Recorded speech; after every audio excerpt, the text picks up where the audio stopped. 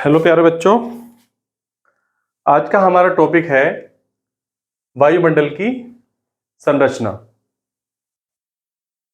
वायुमंडल जो है, हमारी जो पृथ्वी है, पृथ्वी का जो ये धरातल है, इस धरातल से हमारा वायुमंडल प्रारंभ होता है और वायुमंडल जो है लगभग धरातल से 1000 किलोमीटर तक वायुमंडल का जो है क्षेत्र पाया जाता है। अब इस वायुमंडल को जो है लगभग 5 क्षेत्रों में, 5 परतों में विभाजित किया गया है। क्षोभ मंडल, ट्रोपोस्फेयर, समताप मंडल, स्ट्रेटोस्फेयर, मध्य मंडल, मेसोस्फेयर, आयन मंडल और बाह्य मंडल। वायुमंडल की जो पहली परत है क्षोभ मंडल, क्षोभ मंडल जो है ये जो पृथ्वी पर जितने भी जीव जंतु हैं, मनुष्य हैं, वनस्पतियां हैं, उनके लिए ये परत बहुत ही इंपॉर्टेंट है। इसमें सारी जो है मनुष्य से संबंधित और पूरे पृथ्वी से संबंधित सारी महत्वपूर्ण घटनाएं इसी के अंतर्गत होती हैं। इसकी जो ऊंचाई है वो लगभग 8 से 13 किलोमीटर तक इसकी ऊंचाई मानी जाती है क्षोभ मंडल की। जो पृथ्वी की जो बीचों बीच भूमध्य रेखा है, भूमध्य रेखा पर इसकी ऊंचाई होती है लगभग 8 किलोमीटर और जो ध्रुव है हमारा उत्तरी ध्रुव और दक्षिण ध्रुव, उस पर इसकी ऊंचाई होती है लगभग 15 किलोमीटर। तो इसकी औसत ऊंचाई लगभग 13 किलोमीटर मानी जाती है।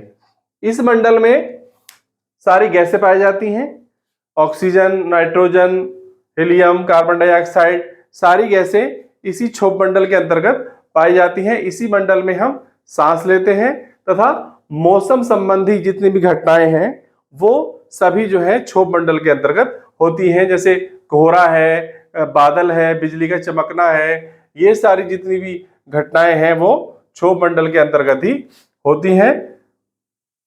दूसरा क्या है, इसका जो है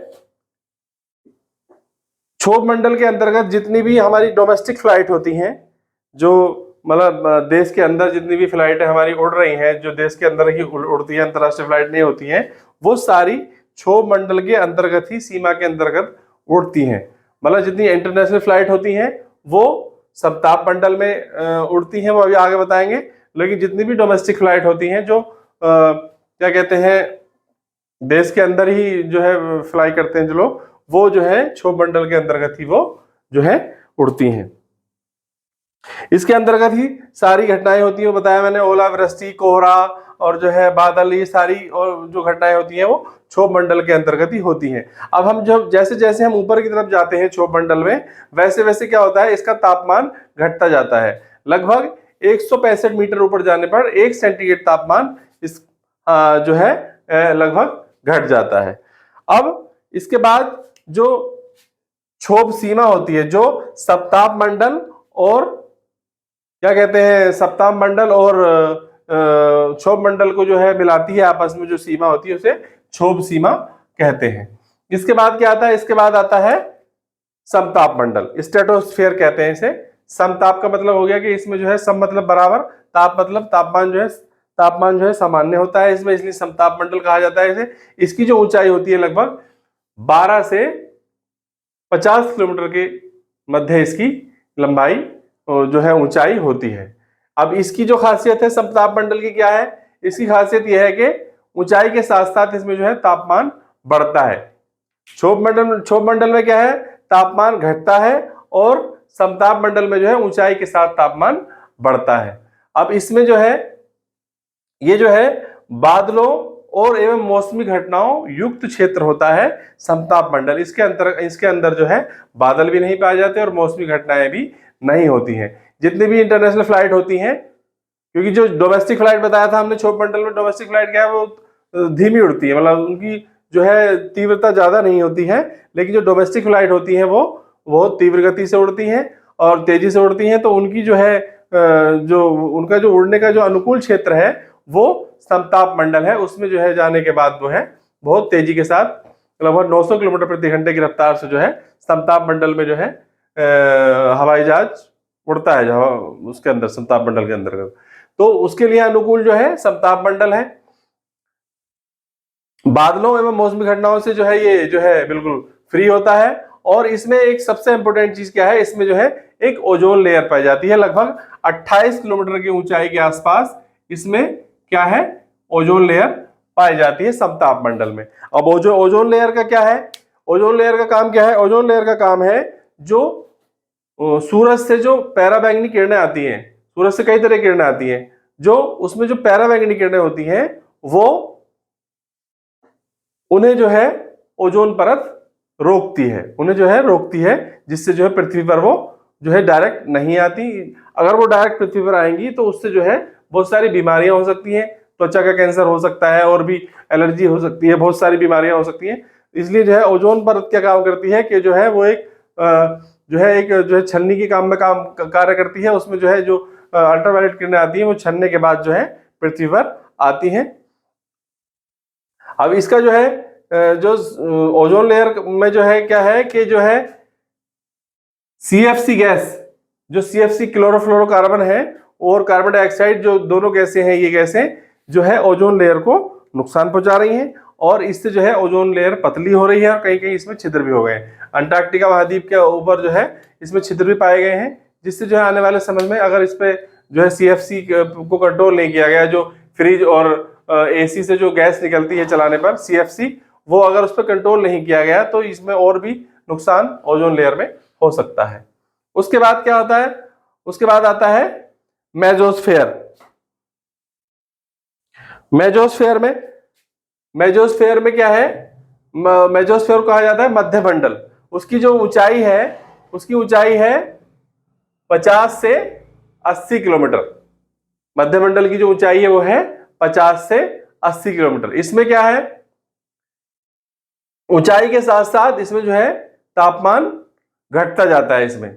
अब इसमें जो है क्षोभ मंडल में भी घटता था और समताप मंडल में जो है तापमान बढ़ता है, लेकिन जो है मध्य मंडल में जो है तापमान घटता जाता है। लगभग 100 डिग्री या 120 डिग्री फ़ारेनहाइट के आसपास जो है तापमान हो जाता है।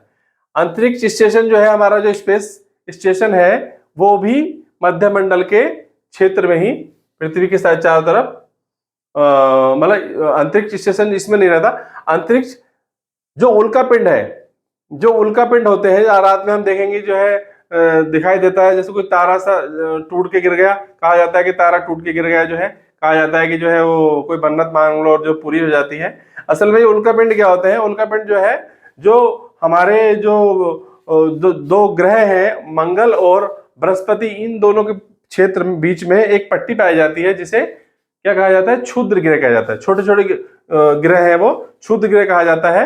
वो एक चट्टानों के टुकड़े हैं जो उसके चारों तरफ घूमते रहते हैं। जब वो धोखे से अपना रास्ता बदल लेते हैं और वो पृथ्वी, और कुछ पृथ्वी के वायुमंडल में आ जाते हैं, कुछ मंगल ग्रह के वायुमंडल में चले जाते हैं। जो पृथ्वी के वायुमंडल में आते हैं तो वो पृथ्वी की तरफ तेजी से आते हैं।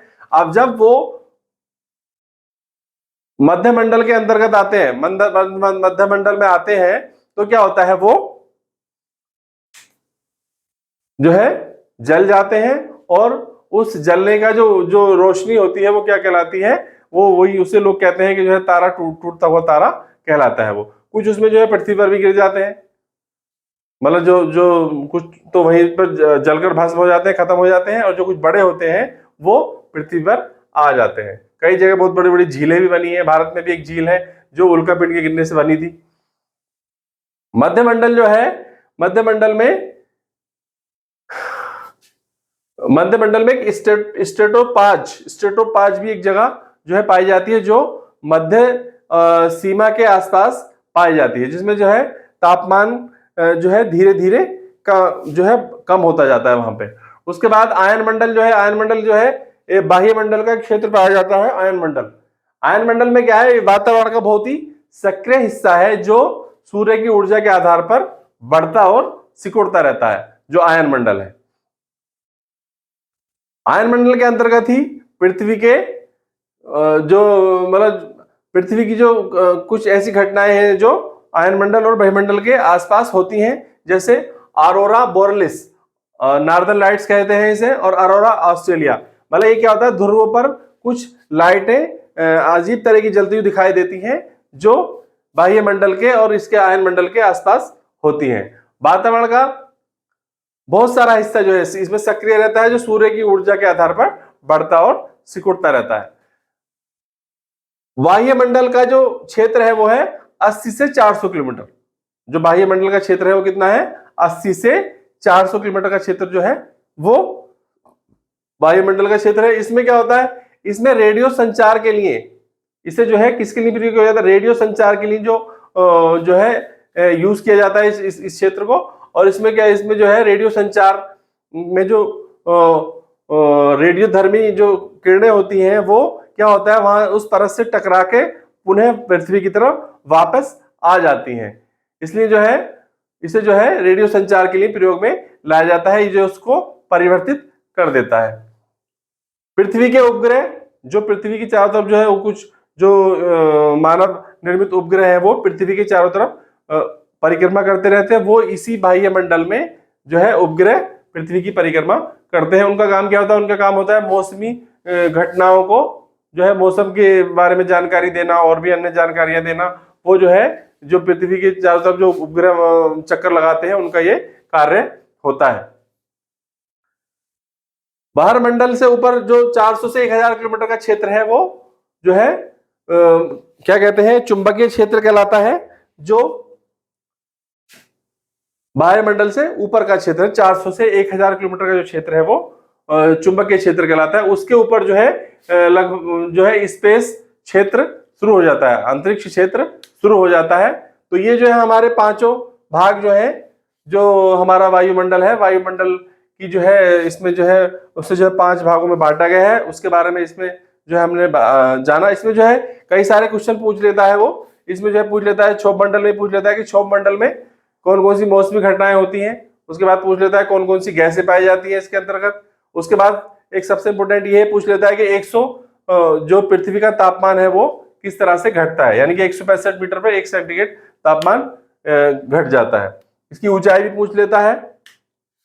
और उसके बाद समताप मंडल में भी क्वेश्चन पूछ लेता है कि ओजोन परत के बारे में पूछ लेता है। ओजोन परत जो है ओजोन लेयर जो है कौन सी परत में पाई जाती है। दूसरा ये पूछ लेता है कि ओजोन परत जो है किस क्षेत्र में ओजोन परत में छिद्र हुआ है, पाया गया है। दूसरा पूछ लेता है ओजोन परत में जो है किस गैस के कारण जो है उसमें जो है नुकसान हो रहा है। और एक पूछ लेता है हवाई यात्रा के लिए कौन सी लेयर जो है अनुकूल है। तो हवाई जहाज के लिए जो है समताप मंडल जो है अनुकूल है। उसके अलावा जो उल्का पिंड के बारे में पूछ लेता है कि उल्का पिंड कौन सी परत में आने के बाद जल जाते हैं। तो उल्का पिंड के बारे में जो है वो मध्यमंडल में आके जो है जलते हैं, वो रोशनी दिखाई देती है, तो ऐसा लगता है कि टूटता हुआ तारा दिखाई दे रहा है। और उसे जो है लोग जो है मन्नत मांगने लगते हैं कि जो है टूटता हुआ तारा को देख के जो है मन्नत मांगनी वो पूरी हो जाती है। ऐसे अरोरा बोरेलिस, ये नॉर्दर्न लाइट्स और अरोरा ऑस्ट्रेलिया, ये जो है उत्तरी ध्रुव और दक्षिण ध्रुव पर दिखाई देती हैं। ये अगर आप वहां जाएंगे, उस क्षेत्र में जाएंगे, तो वहां पर रात के समय में अजीब टाइप की रोशनी दिखाई देती है जो अलग अलग रंग की होती है। वो किस लिए दिखाई देती है, उसका रीजन क्या है? उसका रीजन यह है कि इस क्षेत्र में बहुत सारी गैसें पाई जाती हैं। जब वो गैसें आपस में जो है घर्षण करती हैं तो वो उस क्षेत्र में जो है ये जो है रोशनी उत्पन्न होती है।